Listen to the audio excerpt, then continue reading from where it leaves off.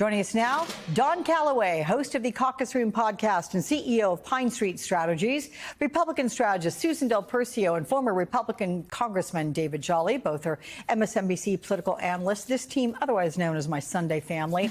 Let's get into this, kids. We have, with you, Don, first. This being an extremely tight race heading into the debate. Can you give me a sense of the stakes for each candidate? Oh, they're extremely high for Kamala Harris. Kamala Harris has to present a substantive agenda, and she has to show capability and competence. We know that she has the ability to do that, but what she's dealing with on the other side is a completely unhinged opponent who nobody knows how he will behave during this thing. And it's fundamentally important for her to prepare as though he will not behave as though he is a conventional debate candidate. Wait, so can I ask you, how does she do that? How do you do that and, you know, come off in a way that makes you look sane and your opponent not? As Secretary Pete said, it's going to take a superhuman amount of focus. Yeah. It's almost like going into, something that you know is going to be a horrible argument with your wife. I'm not going to be disrespectful. I'm not going to say anything out of line. I can't lose ground here, but I just have to stay sane and stay focused. Kamala Harris's job is to be the adult in the room. And one of the things you asked leading up to prepping for this was, can she over-prepare? There's no such thing as over-preparing against this completely wild being that we'll see on the other side there. But she knows her rules, she knows her agenda, and she knows what she plans to do in her administration. It's best to just communicate that and not continue to pivot or have to react to him. So it's going to take a lot of discipline. They focus on communicating her agenda. So in that same New York Times poll, Susan, likely voters say they trust Harris to do a better job on the issues like abortion, democracy, and they trust Trump more on the economy and immigration.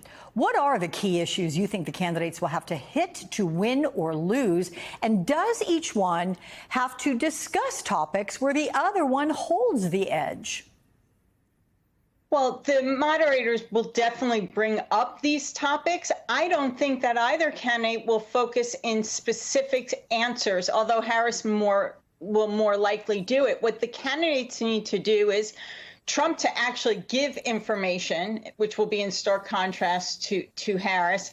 But more importantly, Harris especially has just got to be able to reach out through this lens to the viewers, to those folks who don't really know her. Let them know who she is. She had a great line when it came up on, I believe, the CNN interview when they talked about her position on fracking changing. And she said, but my values haven't. Values is a great word for the vice president to use. And I think she could also really get under Trump's skin by saying things like, well, that wasn't a real answer. Now, let me tell you what I would do. So to really kind of dumb down Trump's responses will do her more good, I think, than to, as she addresses it. And I'm not worried about over-rehearsing. I think, and I agree with Don, she's going to come off as prepared and ready to go. And Trump is going to most likely look like he's flailing about. You know what, David, react to that, the prospect of dumbing down Donald Trump's responses and also what you think the keys are to victory Tuesday night. I think the way to treat Donald Trump is to be dismissive. I'm fascinated to see what Vice President Harris does. The days preceding it, we all get to offer opinions, and then we find out what she does. I would suggest this. I think the greatest opportunity for Vice President Harris has nothing to do with Donald Trump. Focus the night on an exchange with the moderators, because you will have an opportunity with the moderators to present your policy, to present your record. They're going to push back. And the American people want to take the measure of Vice President Harris when moderators push back, ask her hard questions. Is there daylight between Harris and Biden on any issues? Would she have done some things differently? Be prepared for a conversation with the moderators and almost ignore Donald Trump. He's a convicted criminal who's a liar, who's boorish, racist, and xenophobic, and whom's word you can't trust or take seriously. So don't try to wrestle that alligator, if you will, because one-on-one, really the American people get nothing out of a contest between Trump and Harris on the debate stage. But I think you could have a very thoughtful, forward-looking exchange with moderators. And if she pulls something like that off, Trump will look like the extra on the set, irrelevant to the night's conversation. What about, Susan, what we've heard that the Harris campaign has been disappointed in the rules, specifically that the muted mics are there and there's going to be no audience, and that's going to benefit Trump. Is there a way that she can turn that into a win for her? I mean, is it a disadvantage for her? I don't think it's a disadvantage. Just because you want something and you don't get it doesn't mean you're going in down. She knew what the rules were, or that Joe Biden had accepted. My guess is Donald Trump just didn't want her give her anything like the open mics, mostly because he didn't want to show weakness in his, deranged mind.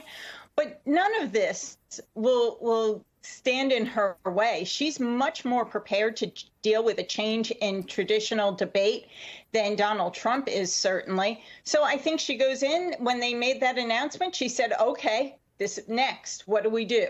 And they worked around it.